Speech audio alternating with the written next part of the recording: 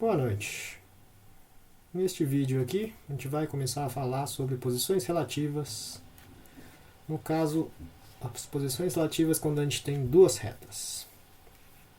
Então, já que a gente já sabe como descrever retas e planos no espaço, agora a gente pode estudar as posições relativas entre estes objetos aí.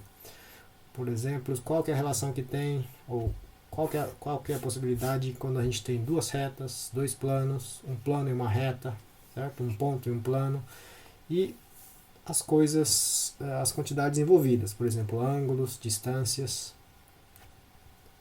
Então, antes de tratar esses casos no espaço, primeiro a gente vai ver um caso mais simples, que são as retas no plano. Então, vamos revisar uma coisa mais simples ainda, que é como é que a gente escreve retas no plano. Para descrever retas no plano, a gente pode usar a equação vetorial que a gente viu, mas para o caso do plano. Quando a gente está em cima do plano, a gente só precisa de dois vetores para descrever qualquer vetor, e, portanto, as coordenadas também envolvem duas coordenadas, tanto para o vetor quanto para os pontos.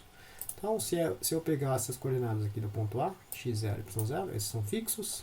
Se eu pegar as coordenadas de v, vx e vy, a equação vetorial, certo? Pode ser desmembrada em duas equações paramétricas. x0 e y0 são fixos e vx e vy também são fixos. E aí, quando lambda varia, xy varia aqui em cima da reta.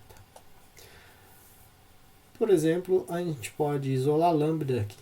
Se a gente isola lambda aqui, a gente vai obter x menos x0 dividido por vx e y menos y0 dividido por vy. x0 e vx são números, y0 e vy também são números fixos. No caso, a gente pode também isolar e passar tudo xy para o lado esquerdo. Se a gente fizer isso, a gente vai chegar numa equação desse tipo aqui, que descreve retas no plano. Então, vou deixar alguns exercícios bem simples aqui para enfatizar o fato de que essa forma aqui é um pouco mais geral do que o que vocês estão acostumados em FUV ou na descrição em termos de funções. Então, exercício, escreva essa reta aqui na forma que vocês estão acostumados, que é esse aqui, ax mais b. Certo? Aqui é possível, é um exercício simples, mas tem um caso também que não aparece em FUV, que é esse caso aqui. Então, se x mais 5 igual a 0, certo? Essa equação tem essa forma, onde a é 1, b é 0 e c é igual a 5. Mas não tem y para isolar. Então, que reta é essa aqui? Então, vou deixar isso aqui como exercício simples. Mais um exemplo. Já que a gente está no plano, certo? Eu posso pegar uma reta qualquer aqui, essa reta azul aqui, fazer o desenho em escala, certo? Cada quadradinho aqui tem lado 1. E aí eu posso pedir qual que é a equação paramétrica e a equação nessa forma aqui que eu posso escrever.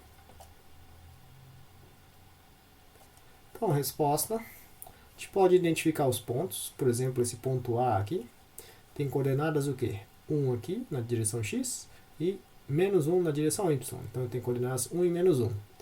Vocês vejam que aqui é a direção do vetor i e aqui é a direção do vetor j. E o vetor diretor v? Posso pegar esse vetor aqui, por exemplo. Esse vetor tem coordenada 1 na direção x e coordenada 2 na direção y. Então, ele tem coordenadas 1, 2. Tendo ponto e tendo vetor diretor, eu posso escrever as equações paramétricas desse jeito aqui. Aqui é x0, y0, então x0, y0. E aqui é vx e vy. Então, vx e vy, essas duas equações são as equações paramétricas. Se a gente isolar o lambda, certo? Eu vou ter essa equação aqui. Então, x menos 1 dividido por 1, certo? É o lado esquerdo. E aqui, y mais 1 dividido por 2 é esse lado aqui da equação. Se a gente isolar o y aqui, certo? Eu vou ter uma equação desse tipo aqui, 2x menos 3, que bate com o que vocês estão acostumados. Certo? 2 é o coeficiente angular e menos 3 é o coeficiente linear. Bom, e aí vocês podem fazer contato com a equação vetorial. Então, eu vou deixar mais um exercício aqui, que é para quais valores de lambda eu chego aqui neste ponto P, aqui, usando essa equação paramétrica. certo? Esse exercício que eu vou deixar aí. E agora a gente pode entrar propriamente nas posições relativas. Então, se eu tiver só duas retas no plano, que é o caso mais simples, eu só tenho três opções, que são essas que estão desenhadas aqui. A primeira opção é retas concorrentes, que é o caso onde as retas se cruzam em algum lugar, por exemplo, nesse ponto aqui. Então, quando isso acontece, a gente fala que as retas são concorrentes. Se isso não acontecer, se as retas não se cruzarem em um ponto só, eu tenho esses dois casos aqui, que são os casos onde as retas R e S são paralelas, mas não coincidentes, ou são coincidentes, já que as retas são as mesmas. Então, a gente está fazendo GA, então a gente quer um jeito mais preciso e quantitativo de distinguir esses casos. Então, como é que a gente distingue esses casos? Então, primeiro a gente pode escrever a equação vetorial para cada reta. Aqui vocês podem pensar que ou você está no plano ou está no espaço. Então, para R eu tenho P igual a mais lambda V, então A é um ponto e V é um vetor diretor. Para S eu tenho A' mais lambda' V'. Então, A' é um ponto de S e V' é um vetor diretor para S. Aqui, para enfatizar, eu também coloquei um lambda aqui, linha em cima do lambda aqui. Mas a princípio poderia ser o mesmo, mas tem que ficar claro que se você estiver tratando de duas retas, esse lambda aqui é uma variável. Então o mesmo lambda que aparece aqui para R não é necessariamente o mesmo lambda que aparece em S. Lambda aqui pode ser um certo valor e o outro lambda aqui pode ser qualquer outro valor. E aí vamos tratar o primeiro caso, que é o caso das retas concorrentes. Então, se a gente tem as equações vetoriais ou paramétricas, como é que a gente distingue o caso das retas concorrentes? Que é esse caso aqui. Então, se a gente pensar na reta R, tem um vetor diretor para cá, por exemplo. E se a gente pensar na reta S, tem um vetor diretor para cá.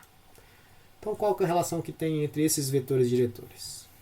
Então, o fato é que os dois vetores diretores, V e V' não são paralelos. Então, esse caso distingue o caso 1, certo? Porque tanto nesse caso quanto nesse caso aqui, os vetores diretores são paralelos. Aqui o R tem um vetor diretor para lá e o vetor S tem um vetor diretor para lá, por exemplo, ou para o outro lado, mas são paralelos. E aqui é a mesma coisa.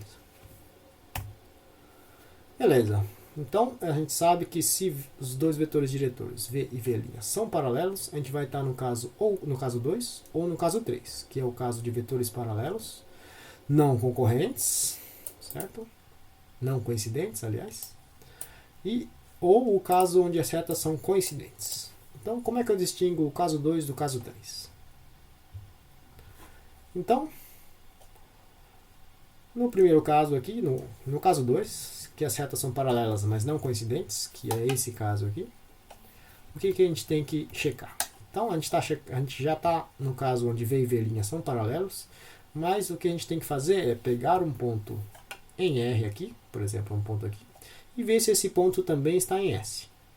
O que tem que acontecer aqui é que esse ponto A não pode estar em S.